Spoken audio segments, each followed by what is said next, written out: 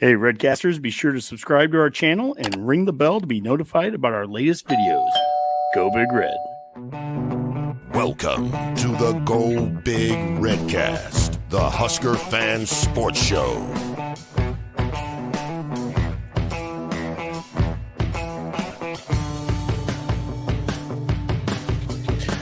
Welcome to the Go Big Red. Wait. Hey, Redcasters, be sure to subscribe to our channel and ring the bell to be notified about our latest. And come back to us. And welcome to the Go Big.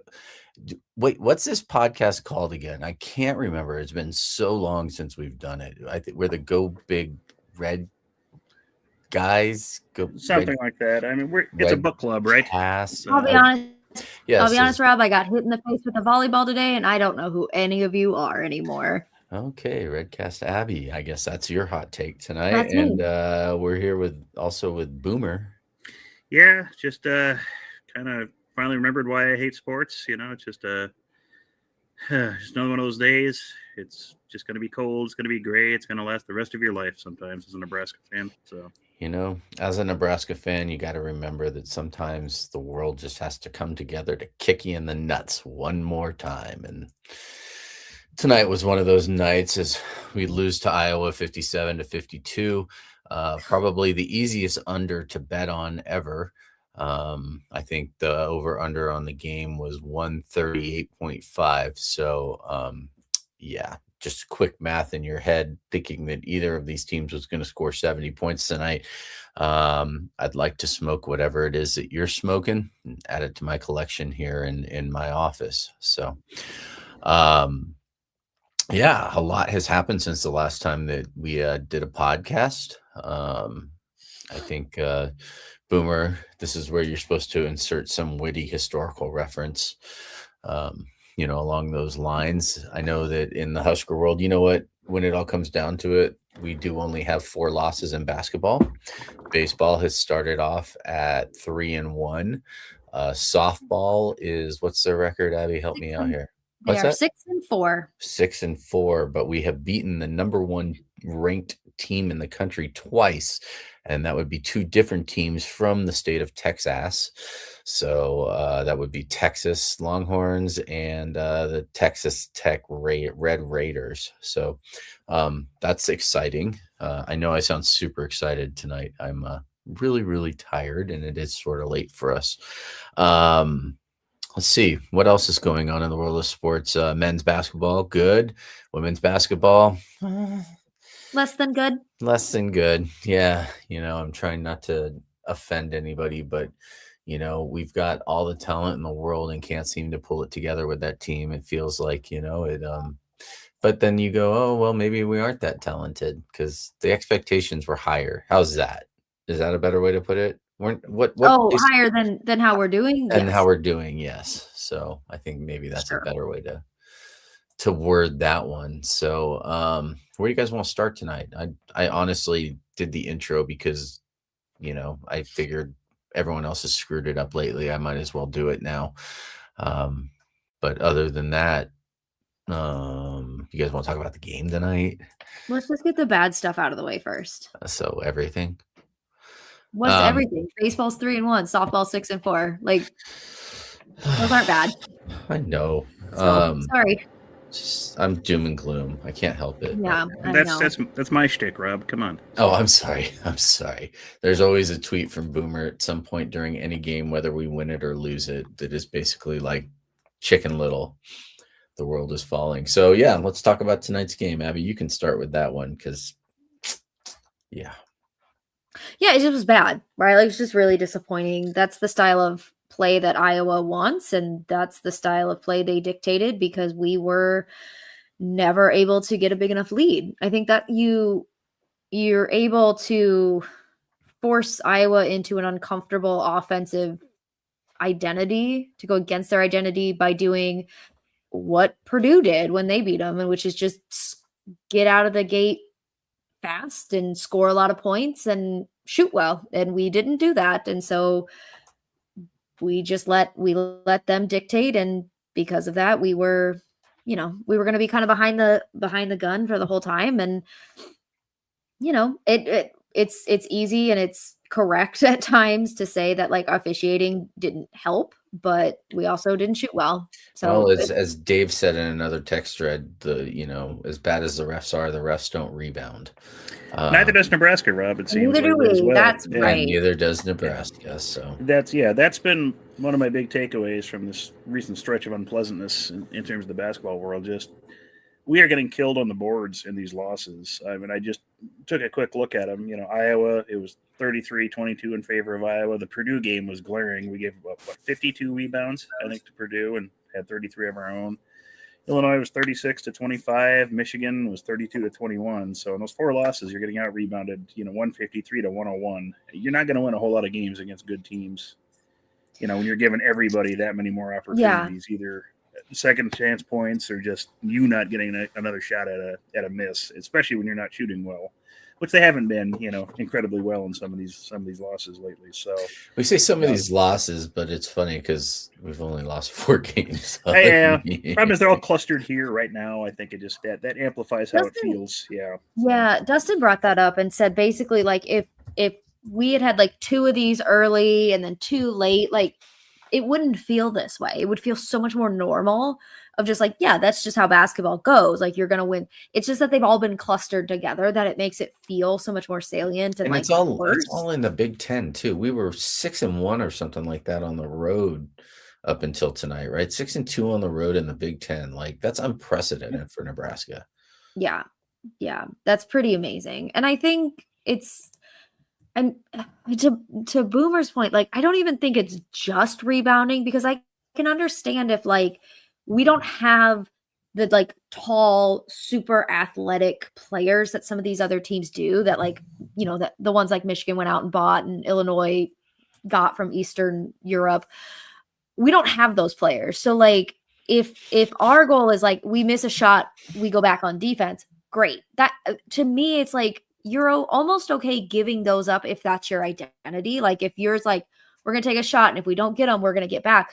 It's giving up offensive or their offensive rebounds, our defensive. It's not fighting for them that I think is probably, I didn't watch Fred's presser, but I would guess is probably where his biggest annoyance is. So it's getting out rebounded that way rather than like total rebounds, because that may just be our identity that like, right, we're going to get back into defense rather than like try to, I don't know. Fred seems to think we have no offense, and I don't think that that's true. If I'm being completely honest, I don't think that's true. I mean, we basically the two of the best defensive teams in the league were playing against each other tonight, and the final score reflected that. I mean, they were saying that Iowa, as far as I don't know, there was a stat that the TV guys threw out something the defensive efficiency or something like that. I think was the term that they put out. And part of that is because they run such a slow offense. I mean, like it's so yeah. I would agree. So maybe I think that was the reason I was starting to fall asleep tonight while we're watching the game. It is a we know we lived through a slow, low scoring offense. Like it's so boring. It's so dull. Golly, no one. I mean, and I don't mean this as to be rude, but like, no wonder if Iowa fans don't go to their games. That's not fun to watch. Ugh. Anyway. Yeah. Well, we lived through the Barry Collier and Doc Sadler era, so yeah, we know what that's like. Up next on Saturday, 1 p.m. Central Time, 12 p.m. my time. Play Penn State. That's a game. I mean, that'll be a great bounce back game at home. Hopefully. Then we have Maryland at home following Wednesday, and then we play the 2 Southern California games in Southern California, and then we play Iowa at home, and there you go. And then we end up with hopefully our first round bye, So, I mean, we're going to be fine. We're going to be fine. We're going to win a tournament game this year for the first time ever in the history of Nebraska basketball. And, all will be forgiven and forgotten. And we'll make the Final Four. And we'll make a Final Four run. My bet will come in. And Did you have money on this, Rob, at the beginning of the season? So in the beginning of the season, I took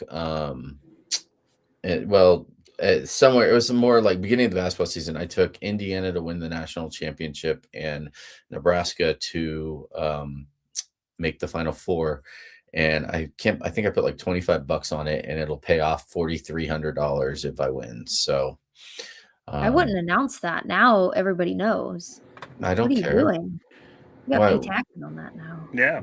And I mean, you would just kept that quiet. You wouldn't have to buy us all dinner, once it comes. Yeah. Well, I was about to offer, but now that you bring it up, screw you. I guess, when it comes to basketball, I guess what do you expect, like terms of seeding? What's realistic for Nebraska ball at this point? Dave will probably be joining us in a little bit. We can ask him as well. But three seed at the worst. Joe Lenardi had us at a 4 seed today. Joe Lenardi's an idiot. But Joe Lenardi's an idiot. Yes, thank you. He had us at a 3 seed in Philadelphia, and we had a whole conversation about, I hear Camden's nice in the springtime. They got a great aquarium, but you don't want to get out of your car on the way there. I think a 3 seed would be great for us. Yes. I think that's where we are now. I mean, I think if we win out and get some help, maybe a 2, but I just think 3 is realistic, and that's great. That's so much better, I think, than anybody expected us to be. That's what we have to remember. And no, I'm not apologizing to Joe Lenardi's mom. No. I think any seed is better than what we expected going into the season, Abby. So I mean, there is that. So, exactly. So there is that. Usually this time of year we got bubble talk. Yeah, and we're complaining about how we're getting screwed off of that, and booking more Crown tickets again. So let's look on the bright side there. So there's that. So that's right. I just want at some point we're gonna have to clip that of Boomer saying, "Let's look on the bright side." Yeah, I don't think I've ever heard you say an optimistic thing. No, you won't hear it again. So I apologize for that. So we're adding that to our soundboard. We're adding that to our soundboard, Boomer. Yeah, we're not. If we can ever figure it out. we do have a soundboard, which is it's I don't know. I got a bunch of stuff from the Nebraska ball guy. So that's fun. We should get them for other sports. If we can, that would be great. I just don't know how to do that. I'm not tech savvy in that regard. I just work for an internet company. I don't know how to use it. You just handle the streaming end of it, right? That's right. Like I'm, if we were a video game, I would be the lead or whatever it is that they call. Yeah. Or the guy who just counts the quarters. Yeah. There we go. Yeah, Tony will segue us here. Enough basketball talk for now. On to how great our softball team is looking with 2 dynamo pitchers. Yeah, there we go. Yeah. I mean, talk about softball. I've listened to every game, but I'm still trying to keep up. I mean, baseball and softball feel just so like remembering everybody's names every year, and then it took me long enough to realize that Jordy Fram was Jordy Ball. I don't pay attention to what her married name was, and I just kept hearing somebody on the TV call her Joe, and then I'm like, why do we have 2 98s who are both pitchers? That's stupid. It took me about through the entire 5th inning to realize that it was the same person. So the 5th inning and a whole weekend before that. What's funny is that the weekend before that I missed the game where she pitched. And so I didn't even really realize it. And so look, okay, I can be stupid sometimes and admit it. So and I'll be right back. I have to go grab my phone because Dave apparently wants in, and I have to give him a code. So one moment, you guys talk amongst yourselves. That'll work. So we'll talk about softball. Yeah, softball will be good. So it's a good sport. It's fun. Exactly. Yeah. We've got 2, like Tony said, 2 really good. 2 really, really good pitchers. We added a freshman, Alexis Jensen from Gretna. So another local kid who, hold on one. Sorry. Jeez. Now everybody's in my house is going to start fighting right now. Added a local kid, Alexis Jensen. She's been great. Like she was the starting pitcher against Texas Tech. She opened our season. She was our starting pitcher in our very first game. She is very, very good. Let's see if I can find her stats. Let's see. I don't have. That's not that. She has an ERA of 4.39, which is like a little bit high, but probably not that crazy given that she's like brand new. And has pitched a lot. Jordy's at 2.33, but she's 3-1 as a pitcher, as a starting pitcher. So she's great. She's a lefty. I think her biggest issue is that she pitches strikes, which is, good and bad. She also started the Texas game we won, so we should just start her. Anytime we play a number one team, we'll start Alexis. But she's been great. She's been a huge addition that takes a lot of the burden off of Jordy, which is always a good thing. If you want any kind of run, you're going to need multiple pitchers who you trust to get the job done. So pitching is great. All of our hitting is starting to warm up again. We have a couple who are still a little slow to get out of the gate, but have come up clutch in certain games. And so it's fun. I mean, they have the same tendencies that any team does. They can get cold. They can make some, infield, some fielding mistakes, things like that. But as the season progresses, I think you're going to see more and more of that improving. And I'm excited. This is supposed to be a team that can make it to the World Series, came up just short last year, just 2 runs essentially short last year.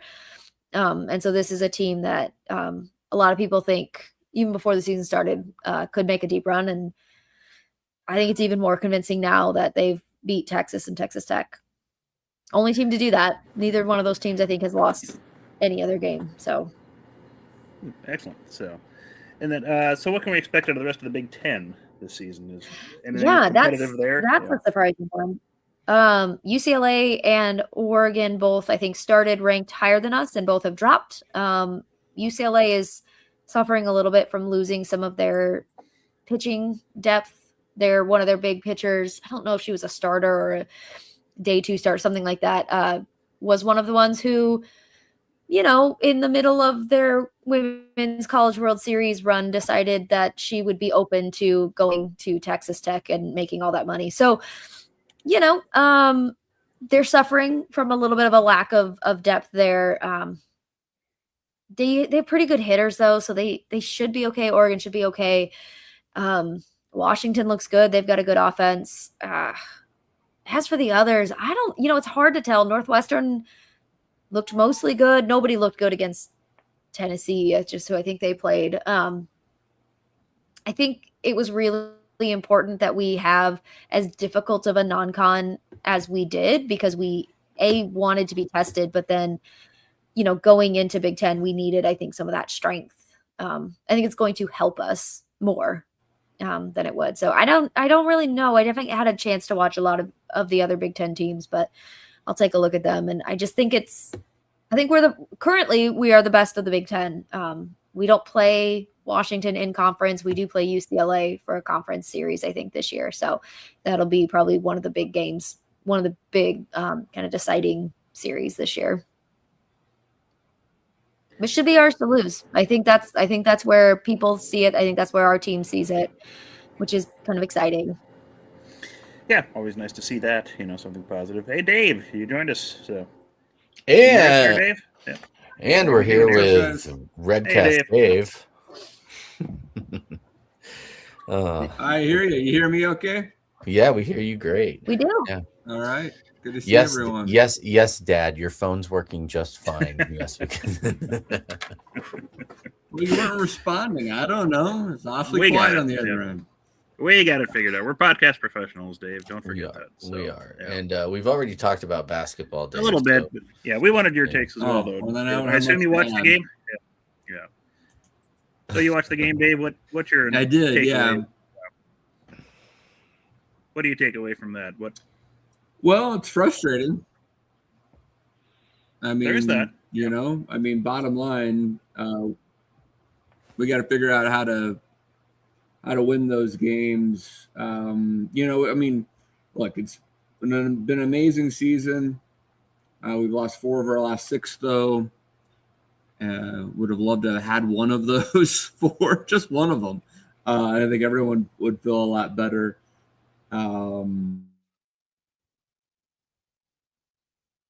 Oh no. That's pretty much the way our offense went tonight.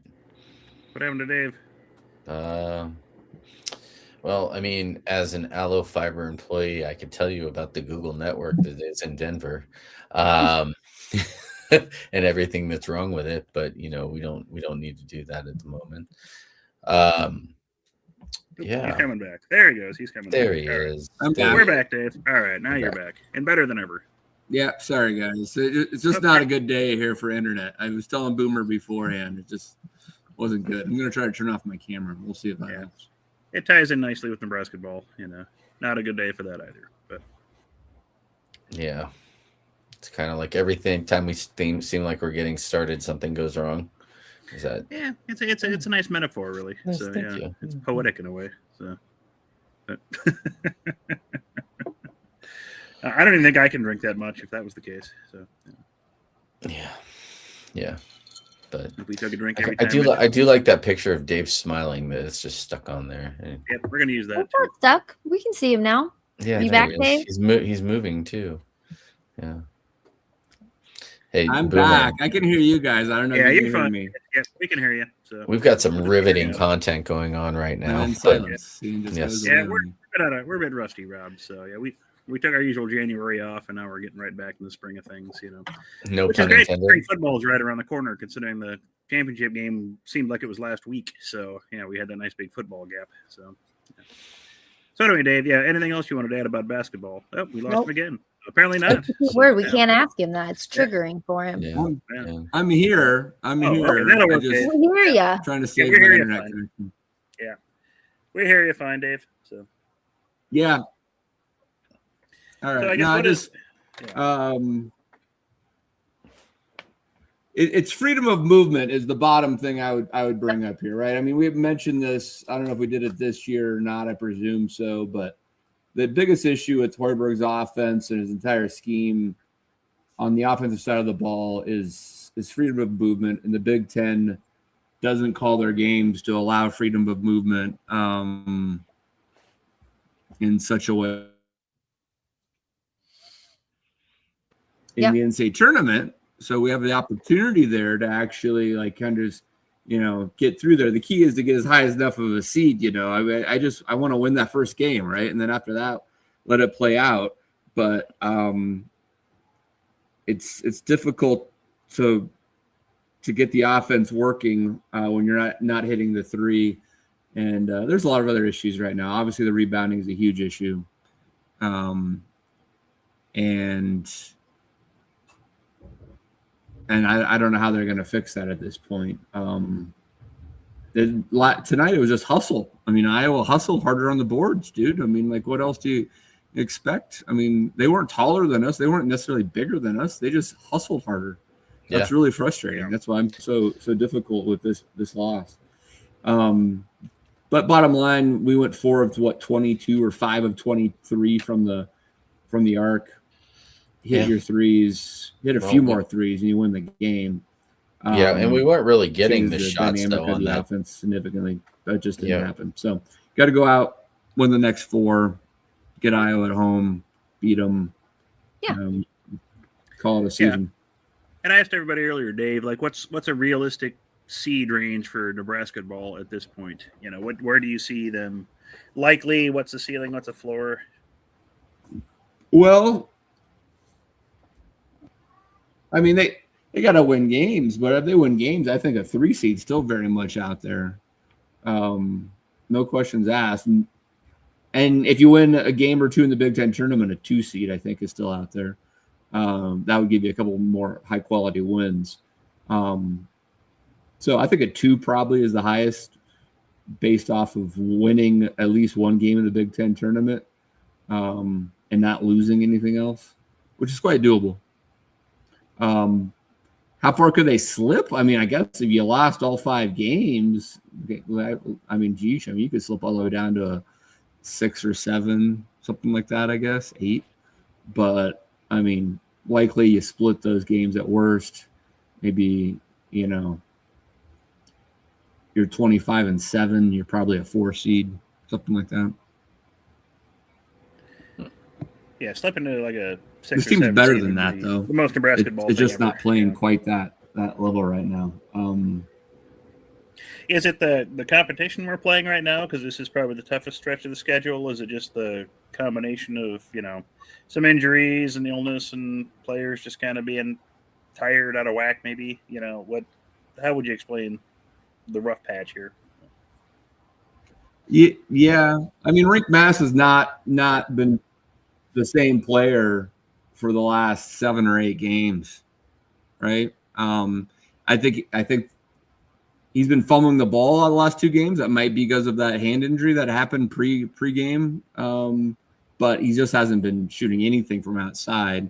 He's a little bit better down in the post tonight, but he's lost his touch entirely. Can't hit a 3 for the life of him, it feels like. And that's a big part of how you spread this offense open. You have the big 5 that can hit the 3 and actually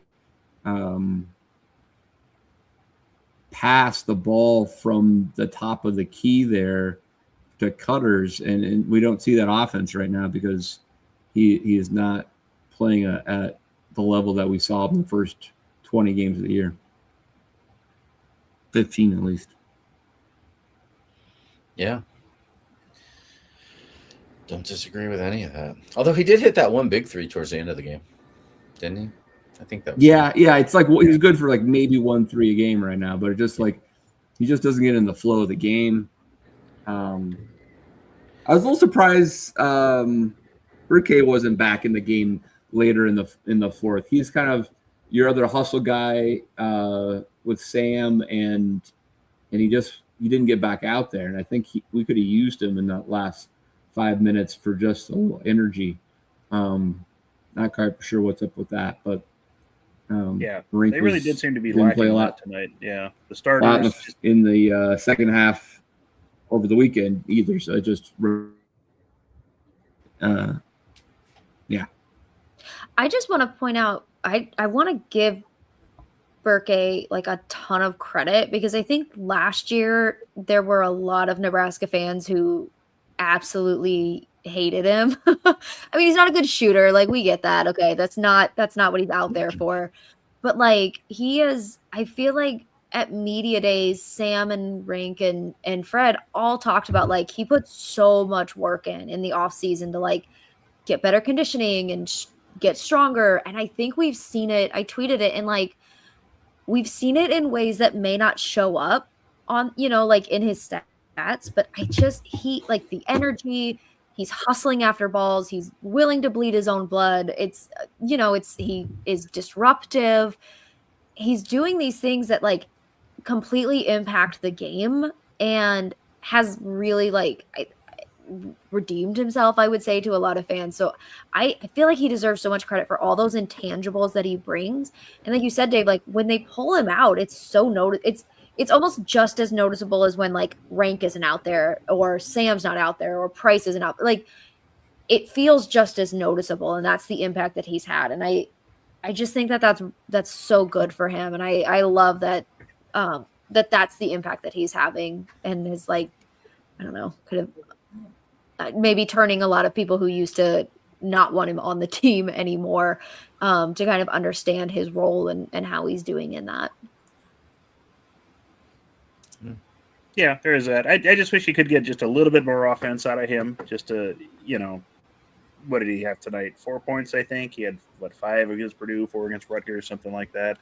If you could just get him up to, maybe 8 or 10 points a game consistently, I think that would take a lot of pressure off the rest of the team. And just, there's times I watch defenders, they just leave him open because they don't think he's going to make anything. And a lot of times they're right. So that's the one weakness of having him out there. And, if he could just hit 1 or 2 more shots a game, I think that could make a huge difference in the entire game or the entire flow of a game, just because that forces the defense to do something else than what they have been doing and maybe free up some other players a little bit. So, yeah, there's still time to turn it around, right? So, sure. So, yeah. We're 22-4. Yeah, there is. And we're already talking like we're doomed. So, yeah. Welcome to Nebraska ball, everybody. So. All right, so back to what we're at with softball, baseball. What are we talking about now? We did get softball. Dave, you been watching much softball or baseball yet, or listening? He's still there? Did we lose Dave? It's hard to tell when he's a black or white circle. Well, baseball's currently 3-1. They had victories over Yukon Northeastern and Grand Canyon to start the weekend last weekend. It's the first time that Nebraska had been 3-0 in baseball since 2005, I think it was, which I actually took it to Twitter to ask and got a couple pretty good responses from Justin Frommer and from Jason in Huskerland, who Jason was who I was reaching out to directly on there because I've met him a couple different times at baseball games, and I think he's a season ticket holder. So that's, I mean, and it's good. Our offense actually looks pretty good. That last game against Stanford, we gave up 6 runs in the first, 3 runs in the second, and then actually made a nice little comeback down 9-0 to 6, make it 6-9, but ended up losing the game 6-11. So, against Stanford, but still,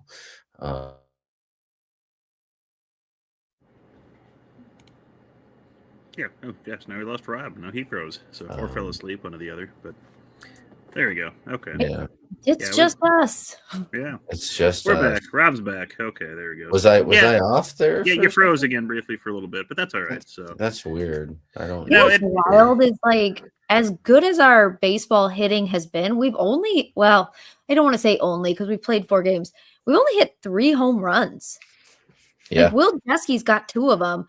It just felt like, especially those first 3 games, it was like we could do no wrong on, with batting. And it's just hard to believe that we only had 3. We only had 3 home runs in this 4-run series.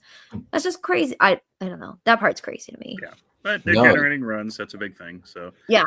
And like you said, Rob, it is nice to get off to a better start in the non-con. That's been a problem, with Nebraska baseball for a while. It's just slow starts, and then you're in kind of a hole in those. They would take on more challenging non-con games, trying to make up for the perceived weakness of the Big Ten in baseball, and that kind of put them in a hole to start a lot of baseball seasons, recently. So, granted, we haven't hit the tougher stretch of the baseball schedule yet. I think we have again with Louisville upcoming. There's a baseball series. I think Louisville, K-State, Florida State are coming up next. So that's Friday, Saturday, and Sunday. Yeah, Louisville, K-State, and Florida State. I think we still play 2 ranked Auburn, teams. I think we play Auburn in an actual 3-game series at Auburn, starting February 27th, 28th, and March 1st. And then, we play Omaha and South Dakota State after that. And then we jump into a series with Michigan State, play some more non-cons. And then, there we are, right? Michigan, Indiana. We have the game against Creighton, Penn State. So baseball season is always kind of weird because there's a lot of like non-conference games that are just kind of thrown in there. In, like midweek.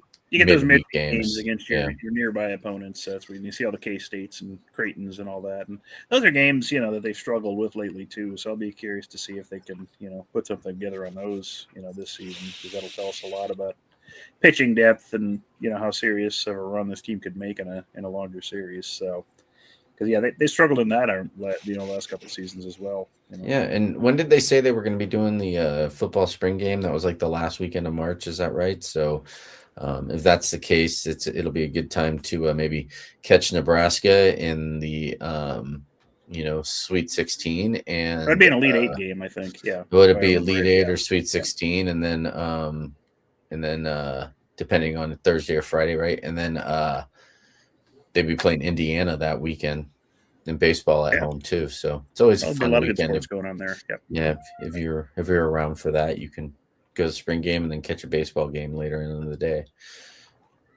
Yeah, fun stuff. I know I'm super high energy tonight. Hey, you really are, Rob. You're really bringing it. I can tell.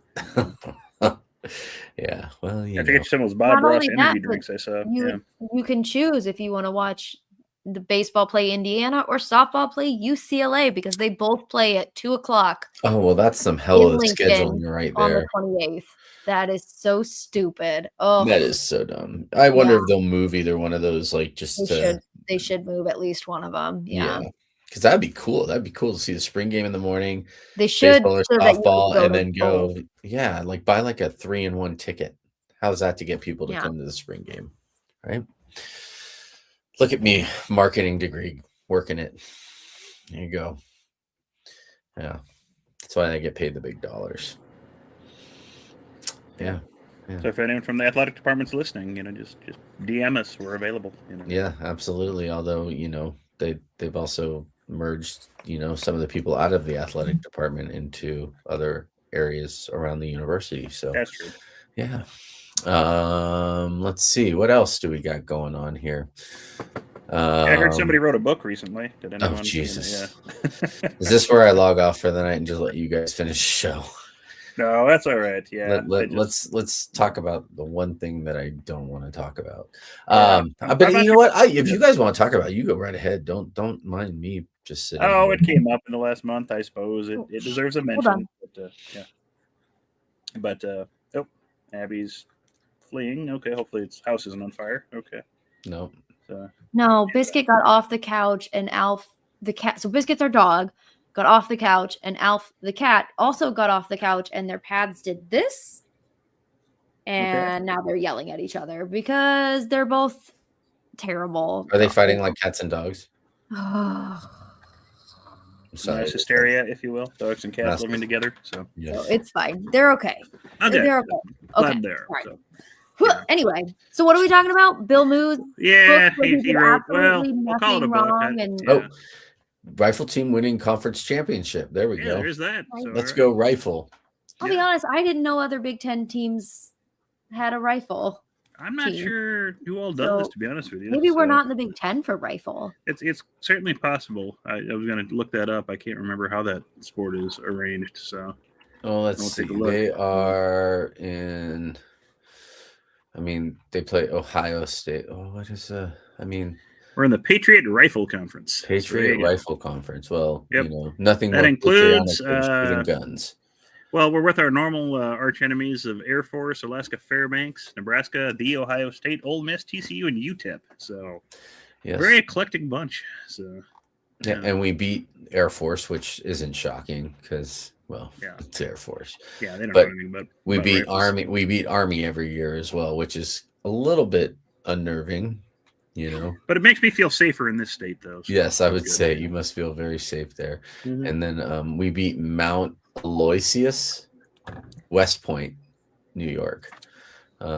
So I don't know if they're another military associated school. Oh, I'm sure they all are. But yeah, so there is that. So there are positives here for Nebraska sports yet again. So there's that silver lining. But yeah. So. Yeah, again, anyone actually splurge on the Moose book, if you want to call it that? To me, it looks more like a extended blog post that he decided to hit print on by mistake, and then he ran it through like chat. Yeah, he didn't even run it through like chat editor or anything like that. No, he misspelled our current governor's name many times. Yeah, it was wild. I read the excerpts and just my thought was, and again, I tweeted this because I'm so clever, and also because we haven't had a podcast in forever. Of just like it read so much like that, like Parks and Rec gif of just like I have done nothing wrong ever. Like just did every single excerpt was just like here's the amazing thing I was gonna do, and then I couldn't do it. I was told I was never allowed to make. It's like okay, like I do believe that all of these athletic departments are being, I don't know, impacted, influenced by other outside entities. Of course they are. Like nothing that makes money is not being impacted by outside entities. But just this complete like, it was never me, guys. I was perfect. I was gonna bring the saviors here. And it's like, okay, there was not even a crumb of like, here's what I could have done differently. It was just like, okay, I'm not interested in this. Isn't a book. This isn't a book. This is gonna tell me nothing. Like, what's the point of this? And of course, like no one in there is gonna respond. So he gets to make all these accusations because it's his book. He gets to do what he wants. like Pillen's never going to talk. Ronnie Green's never going to talk about it. None of these people are going to talk about it. So it's like this. Okay. It's your story. That's great. I'm not interested in that. I want like the story. If we're going to talk about it, I want the story, but we're never going to get that. So it's like he wrote a book because nobody wanted to have him on their radio show or anywhere and then all else of a sudden he was all over the radio stations. Well, one radio station, which is whatever. Yeah. I have feelings on. Yeah. We put air quotes around that. No, I mean, they are a radio station. They are legitimate FM stations. So yeah. And to me, because, I asked the question when it first came out is who is the market for this? Because I can't imagine there's a ton of, Montana Grizzlies fans eager to read about his tenure there, or Washington State fans. I mean, it does seem to be just kind of a thing that he wrote, and it's primarily targeted. I think the biggest interest is going to be from Nebraska consumers, whether it's the fans here or the media, or if anything, I guess it gives everyone something to talk about a little bit. But that's clearly who the main purchasers of this book, or whatever we want to call it, are likely to be.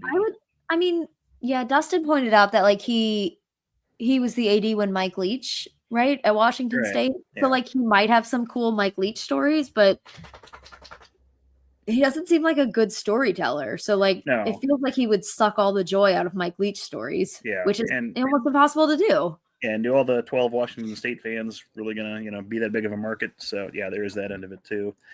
And you're right, Abby. A lot of it, the excerpts that were posted of it does seem a lot of, kind of blame shifting, which there seems to be plenty of, from that era in Nebraska football. It's, in sports in general. It's nothing we really wanted to bring up again about the past, but I suppose it's there. So, and I guess the two big takeaways I think people were most interested in was the Scott Frost hire, and he tries to claim now that he didn't think it was the right hire.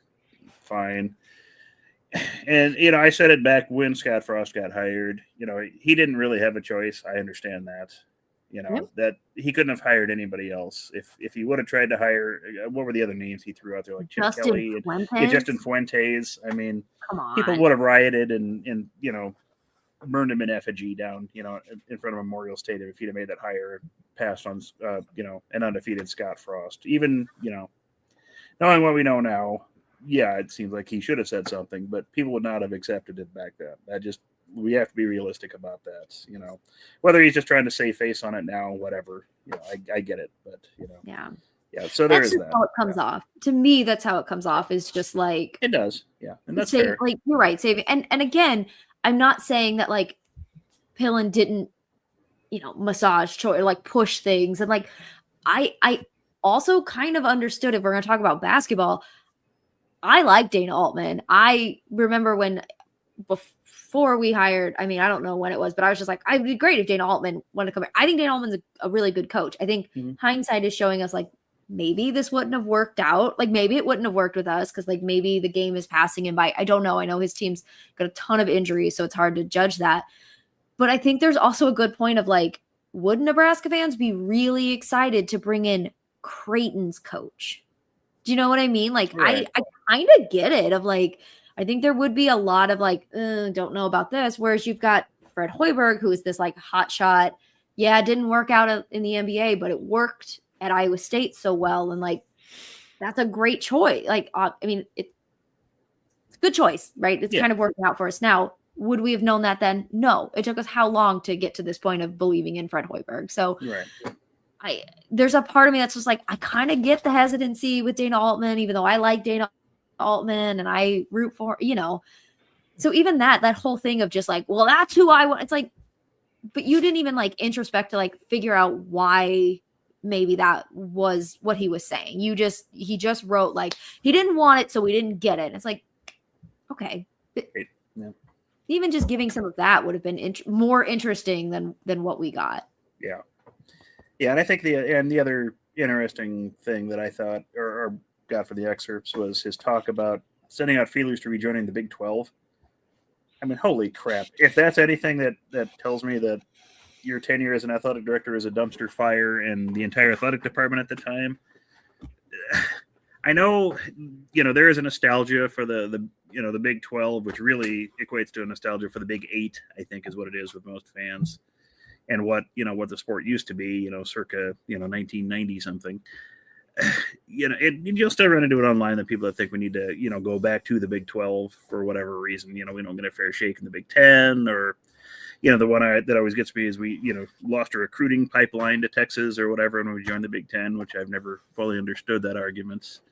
I mean, when Nebraska football was at its peak in the mid 90s, that was mostly with Big 8 time, and there were no Texas teams in the Big 8, for all of our listeners who are a little young to remember that. So we could recruit fine, and if you wanted to play 2 Texas-based teams a year, you could easily do that in the non-conference now. So if that's all it is, you can make that happen still. So I've never quite understood that argument, but yeah, just even broaching that subject and even moving it past just a pipe dream on paper, he actually had conversations about possibly seeing what it would take to move back to the Big 12, and was reaching out to the Big 12 director or commissioner, and just yeah. I just can't believe you would seriously consider that move. Just what it would have done to the university, academically. I know that's not the main focus of this podcast or most of our listeners, but that would have been a huge hit, and just money wise, that would have been another glaring blow to the athletic department. And then, and people forget the Big 12 we would have moved back to. It's not the Big 12 we remember. A&M is gone, Missouri's gone, and we would have moved back right about when Texas and Oklahoma were probably out the door too. So they were going to the SEC very shortly after, the whole talk there. And even if they hadn't jumped to the SEC, suddenly the Big Ten's got an opening. You don't think they would have an interest in Texas or something like that? Yeah, they were probably gone one way or another. So yeah, I guess if you wanted to be part of a conference where we're playing our normal regular opponents of Central Florida and West Virginia, whatever, but I don't know. Yeah, seems such a short-sighted move, and I'd question any athletic director that was taking that even remotely seriously. So, and again, maybe it's in more than just the excerpts we saw, but I just go back to he never in the excerpts that we got about it, it was still like, well, I was just told we couldn't, and it's like, but did you ever think about the consequences of those decisions? Maybe it's in there. I'm not going to buy his book. I don't care enough to say it, but I think that's the part that bugs me the most about it is, and I feel like I keep harping on it and I don't mean to, is just these are the decisions I would have made. I wasn't allowed to. Okay. So what do we do with that information? Why did you think going to the Big 12 was a better move? Explain that, rationalize that out for us in a way that isn't just, it's easier than the Big 10, which I don't know that it would have been. Yeah. I don't. Yeah, that seemed to be the base. That's the underlying gist of it, is we think it'd be easier. And, I think he prefaced it slightly by saying he talked to people that were, missed the short drives and things like that. But again, that's where you run into the Big 12 now. We'd be going to Arizona and Florida and West Virginia. Those aren't any more convenient than most of the Big 10 anymore. So, the Big 8's gone. It's not coming back, folks. We just have to accept that, so. Yeah. Is what it is. Rob, did you have any excerpts you wanted to touch on, or anything Moose said, or any former athletic directors that were trying to justify their existence or their decisions? No. I think it's fair. Moose could have written a fictional book, was it Eichhorst or Peterson who wrote? Didn't one of them write a book, but it was a novel? God, which one of those two was it? I don't remember which one it was, but one of them did write a novel, which I also did not read. So yeah. We should get them both together for a book signing. That'd be fun. That'd be fantastic. On a side note, too, it's Steve Peterson. Sorry, wrestling is getting ready to finish up their season as well. In case anybody cares about that, I have watched quite a bit of our wrestling this year because I don't know. I've mostly in my head, I'm just trying to figure out how they score it. But in conference, we were 5-3. We finished out with 3 wins, 2 over 2 ranked opponents, Illinois and who was the last one? Illinois and Indiana. Yes, Indiana. And then we finished the season up against, national powerhouse Utah Valley. So that's a good one.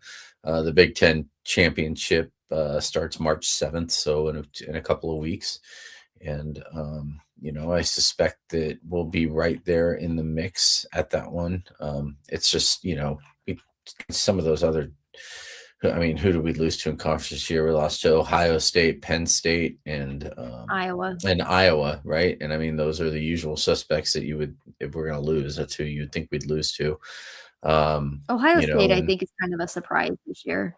Yeah, Ohio State was, but they were coming in. They had more. I mean, we even came back in that one. I think we were down like 12-0 at one point, and we lost it 16-17. So leading at the end there. So, it's been exciting just to watch people get excited, I guess, about the wrestling team. I'm not really too into it, but I've been finding myself watching more and more college sports these days as opposed to most professional sports for so many different reasons. But that's something else to keep an eye on. So I don't know. Just thought I'd throw that out there. I think we said we were going to kind of keep this short, and so far we're now at 51 minutes. So what do you guys think about doing some parting shots? You guys ready for some parting shots? Yeah, let's go for it. Why not? Okay, well, here you go. Let's do our woo. All right, I'll start with you, Boomer. Okay, yeah, it was a rough night and kind of a rough podcast just because, you come off a loss, it's depressing, and, part of our shtick, I guess, is to be depressing, but, there's still good sports to be played. Baseball, softball's there. Basketball is still, it's still a fabulous season for Nebraska ball. I mean, no one could have dreamed we'd be complaining about it being 20-4, in the season start, whatever we are, 21-4, 22-4 at this point. So, take that for what it is. Enjoy the season. Basketball's a game of stretches, ups and downs. You're going to have it. It gets frustrating at times, so deal with it. And, there's other sports also around the corner. We're about, 2 weeks away now from Australian rules kickoff, Rob. So let's go. Everyone can break out their St. Kilda jerseys and be ready to go. So, all right. Go Roos. Yeah. Abby.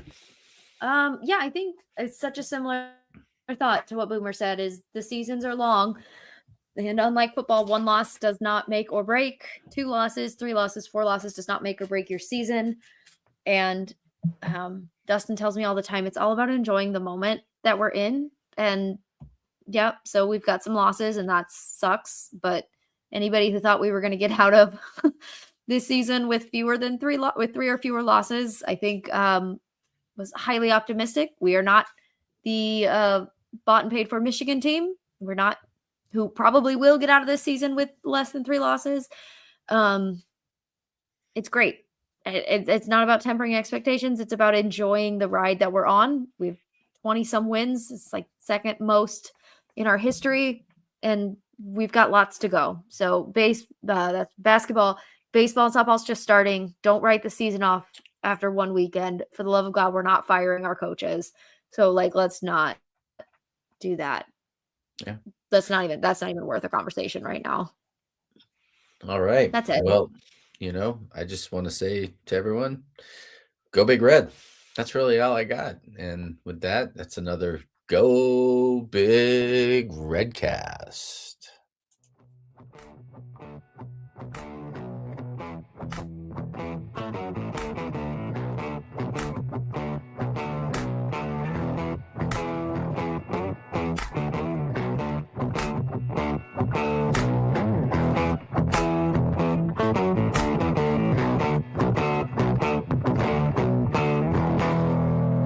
A Herd at Sports Network production.